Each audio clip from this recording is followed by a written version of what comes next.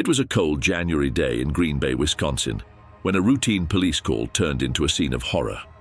On January 29, 2023, Green Bay police responded to a distressing report at the home of Rhonda Cegelski. What they found inside would haunt the community for months to come. Rhonda Cegelski and her close friend Paula O'Connor were discovered brutally stabbed to death in the house. The gruesome nature of the crime was shocking, even to seasoned officers. One of the victims still had a knife lodged in her neck, a testament to the ferocity of the attack. The suspect, 49-year-old Richard Sotka, was nowhere to be found. Rhonda's neighbors described him as her boyfriend, a man who had been around often, but now he had vanished. As the authorities pieced together the events, they quickly realized this wasn't just another case of domestic violence. It was something far more sinister. Richard Sotka, who had been in a relationship with Rhonda, claimed to have walked in on Rhonda and Paula in a compromising position. Overcome with rage and a sense of humiliation, Richard reportedly snapped. In a fit of uncontrollable anger, he viciously attacked the two women, inflicting fatal wounds that left them with very large cuts.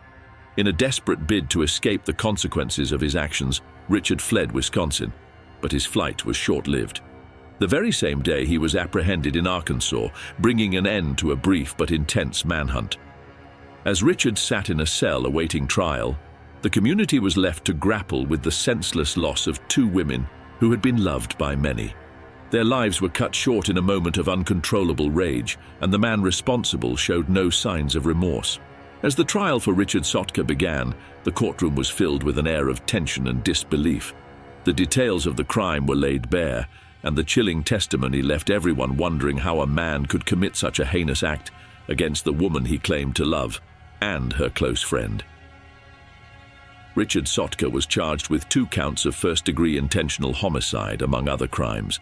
The prosecution painted a picture of a man who, feeling humiliated, chose to exact revenge in the most brutal way possible. The evidence was overwhelming.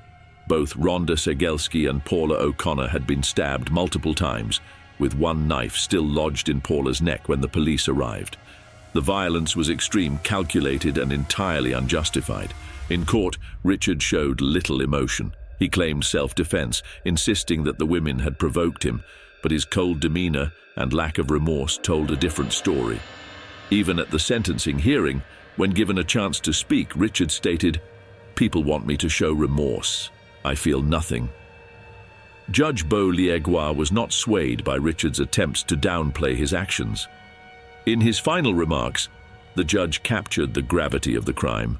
"This is somebody who was a daughter, a sister, a friend, a mother, and a grandmother even, who you basically just wiped off the face of the earth because you felt a little bit insulted." The sentence was severe but fitting.